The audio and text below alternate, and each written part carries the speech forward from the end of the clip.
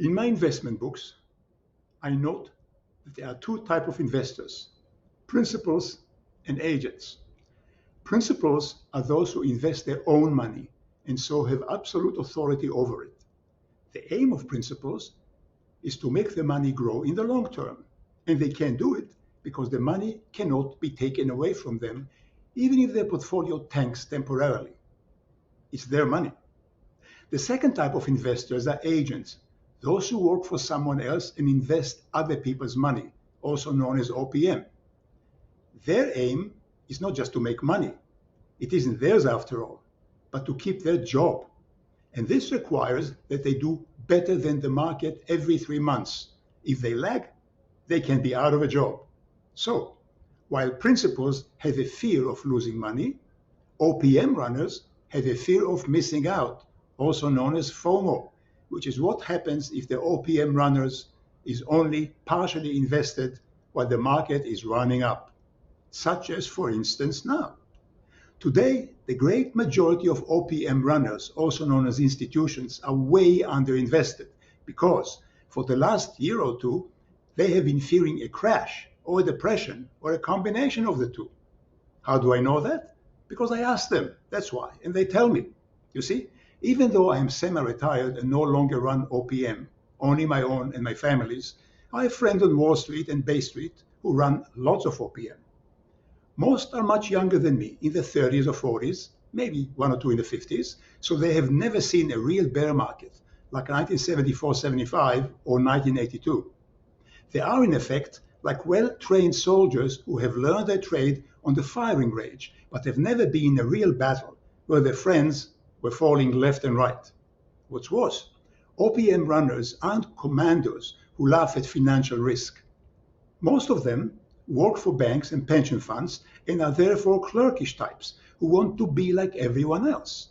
They go to the same universities, take a BCom or an MBA, get a CFA, wear the same suits, and learn the same lingo. They are the ultimate conformist whose aim in life is to avoid trouble, buy a house with a mortgage, and retire to play golf. They are, in short, smart people with a deep fear of being different, and so their portfolios look the same as well. Today, nearly all are underinvested because, as I said, they fear depression or a crash, which haven't come. But over the last week or so, as I talked to a few of them, I could sense a wave of a different kind of fear.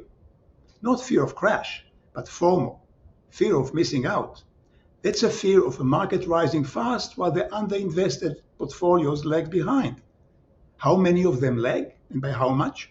As of today, in my estimation, 80 to 90% of all other people money runners are doing worse than the market.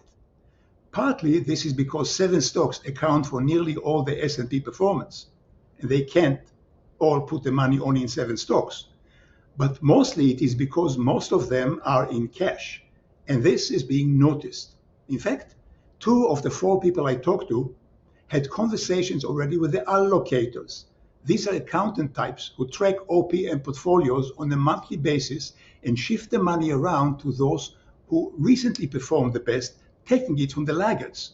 As a result, most lagging OPM runners have begun to frantically chase the market. What's the result? Well, the very act of chasing stocks make the market run up even more, which then make the chase even more frantic. In other words, I sense that there's a famous FOMO panic in the making, also known as the melt-up, parabolic rise, or GMI for the old-timers. Get me in.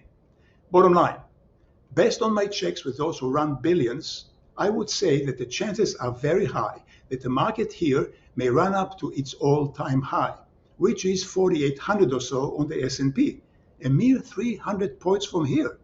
And once if the market gets there, then the FOMO panic would become red hot and palpable as the underinvested lag even more severely and the job security will become even weaker. By then, Wall Street will likely be awash with stories of how the Federal Reserve Board caved in and will not raise rates anymore, or that the economy is in a soft landing. And by then, analysts, out of self-defense, will start raising their earnings estimates.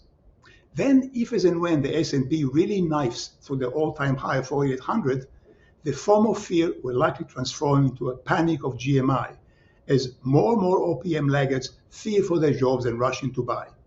Have we seen such a move before? Yes, we have. In 1999, just before the internet peaked a year later, in the year 2000, the S&P rose 25% and the Nasdaq, loaded with the tech stocks, zoomed 180%. Wowza! At that time, the Fear and Greed Index, which is a reverse indicator, rose to a euphoric 95%. But then the market peaked and fell and fell and fell. The Nasdaq, for example, fell 85%. The S&P 50%. Ouch! So what now? Based on my sleuthing checks with big money runners, I think we are now again in the equivalent of 1999, with a coming FOMO panic that can take the market on a rocket to the peak. How high? Who knows?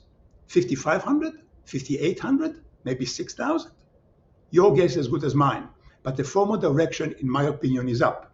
However, as you know, and as I said before, by then the market will likely sniff out the coming US riots as the administration throws in everything it has to prevent the 2024 election from taking place. Of course, I could be wrong. So do your own sleuthing, check with any big money runner you know, and ask how much cash they have and what they plan to do with it. And listen to the timbre of their voice. Is their voice even with caution, or does it vibrate with job anxiety? Let me know if you get different results than mine, but I don't think you will. That's all for today.